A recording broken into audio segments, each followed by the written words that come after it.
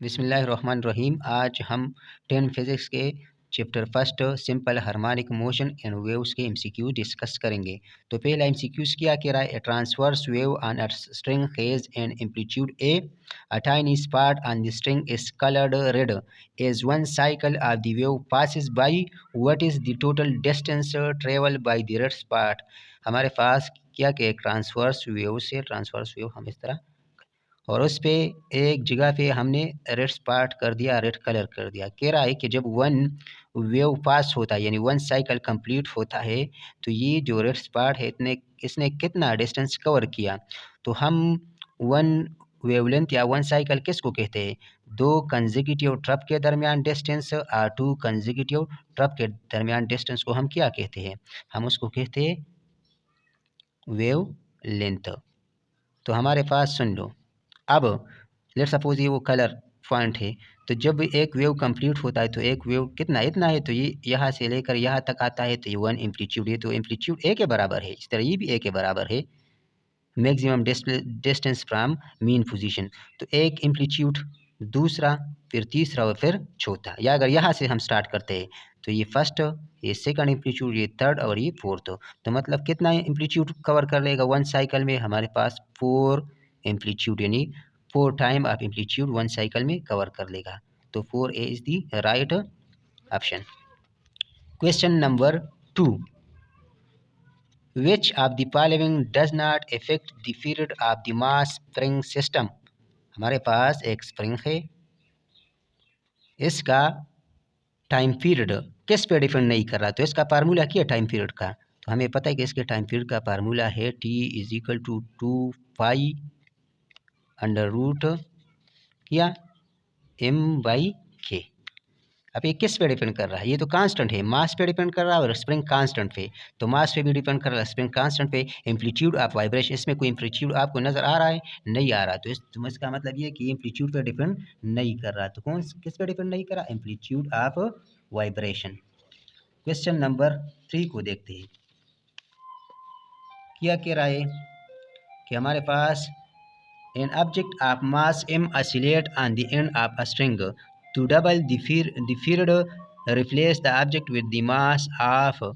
हमारे पास कह रहा है कि हमारे पास एक मास स्प्रिंग सिस्टम है,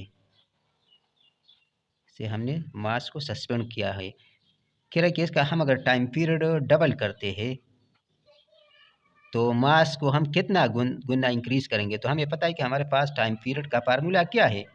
2 पाई अंडर रूट m/k। तो अगर इसको हम टाइम पीरियड को हम डबल करेंगे तो मास को कितना इंक्रीज करेंगे? मास तो अंडर रूट में है तो मास को हम 4 टाइम इंक्रीज करेंगे, क्योंकि 4 का अगर हम स्क्वायर रूट लेते हैं तो 2 आता है। तो अगर इसको 4 मास को 4 टाइम इंक्रीज करते हैं तो टाइम पीरियड 2 टाइम इंक्रीज होगा। तो 4 टाइम मास हम इंक्रीज करेंगे।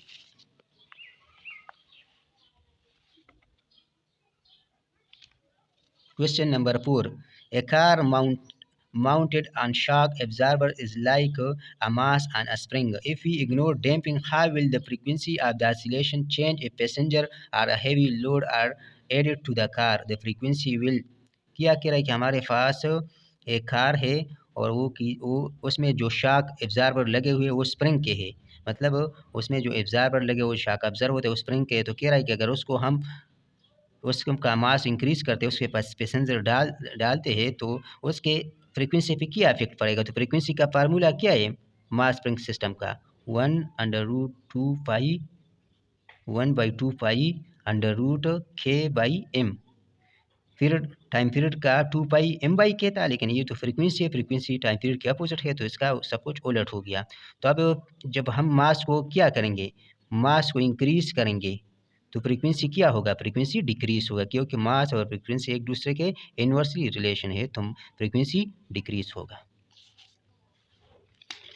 Question number 5, if the pendulum complete exactly 12 cycle in 2 minutes, what is the frequency of the pendulum? क्या कह रहा है कि हमारे पास कितना साइकिल, हम वाइब्रेशन कितने हैं? वाइब्रेशन हमारे पास है कितने? 12। टाइम कितना है? टाइम हमारे पास है 2 मिनट। फ्रीक्वेंसी को फाइंड कर लो। तो फ्रीक्वेंसी क्या है? Vibration per unit time. अब वाइब्रेशन हमारे पास कितने हैं? 12 है और टाइम कितना है 2 मिनट, तो उसको हम अगर सेकंड में कन्वर्ट करते हो तो ये हमारे पास क्या आएगा 160। तो अगर 12 को 160 पे डिवाइड करते हैं तो हमारे पास क्या आएगा, हमारे पास 12 को 160 पे डिवाइड का हमारे पास आएगा 0.10 हर्ट्ज, यानी उसकी फ्रीक्वेंसी कितनी होगी 0.10, और फ्रीक्वेंसी का यूनिट क्या है हर्ट्ज, तो इसकी फ्रीक्वेंसी 0.10 हर्ट्ज होगी। क्वेश्चन नंबर 6 क्या कह रहा है, A certain pendulum has an iron barb. When the iron barb is replaced with lead barb of the same size, the time period. क्या कह रहा है, हमारे पास एक सिंपल पेंडुलम है और इसका ये आयरन का बना है, किसका आयरन। क्या कह रहा है कि इस बाब को हम लेड, इस आयरन की जगह लेड का बाल यहाँ रख दे इस सिंपल पेंडुलम सिस्टम में, तो उसका टाइम पीरियड पे क्या इफेक्ट पड़ेगा। तो हमारे पास सिंपल पेंडुलम का टाइम पीरियड क्या है, मास स्प्रिंग सिस्टम का अलग होता है, उसका अलग है हमारे पास 2π√L/g, यानी उधर मास स्प्रिंग सिस्टम में मास और स्प्रिंग कांस्टेंट पे डिपेंड कर रहा था, यहाँ इस लेंथ और एक्सेलरेशन ड्यू टू ग्रेविटी पे डिपेंड कर रहा है। अब अगर हम मास इंक्रीज करते हैं या डिक्रीज करते हैं तो टाइम पीरियड में कुछ इफेक्ट नहीं होगा, क्योंकि सिंपल पेंडुलम के टाइम पीरियड फार्मूले में कोई मास नहीं है, यानी मास पर डिपेंड नहीं कर, सिर्फ लेंथ और ग्रेविटी पे डिपेंड कर रहा है। तो स्टे द सेम, यानी उसका टाइम पीरियड नहीं इंक्रीज होगा ना डिक्रीज होगा। अब question number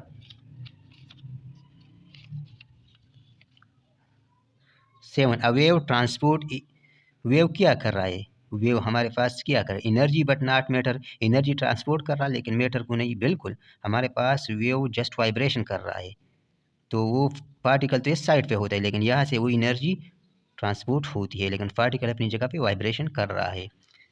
matter but not energy, कह रहा है कि मैटर एक जगह से दूसरी जगह जाता है, नहीं मैटर नहीं जाता वेव्स वाइब्रेशन की केस में, जस्ट वेव हमेशा एनर्जी एक जगह से दूसरी जगह ट्रांसपोर्ट करता है, लेकिन वो जो मैटर है जो पार्टिकल वो अपने जगह पे वाइब्रेशन कर रहा होता है। बोथ एनर्जी एंड मैटर क्या करे, दोनों मैटर और एनर्जी नहीं, ईयर नहीं, तो कौन सा ठीक है, एनर्जी ट्रांसपोर्ट करता है और मैटर ट्रांसपोर्ट नहीं करता, यानी मैटर अपनी जगह पे रहता है। इसी तरह 8 नंबर question, the bending of waves around the edge of the obstacle, ये हमारे पास लेट सपोज एक ऑब्स्टिकल है, ये हमारे पास यहाँ से वाटर आ रहा है, तो ये छोटा सा सुराख से अगर ये निकलते तो इस तरह स्प्रेड अप होता है, इस साइड पे स्प्रेड अप होते हैं ये वाटर, इसी तरह सर्कल फॉर्म में। तो इसको हम क्या कहते हैं, क्या कि the bending of waves around the edges of an obstacle, obstacle के एजेस के करीब जो ये बेंड होते हैं इसको हम क्या, इसको हम डिफ्रैक्शन कहते हैं। तो ये थे आज के एमसीक्यूज, उम्मीद करता हूँ ये एमसीक्यूज आपको पसंद आए होंगे। अगर एमसीक्यूज आपको पसंद आए हैं तो चैनल को सब्सक्राइब करें, बेल आइकन दबाएं।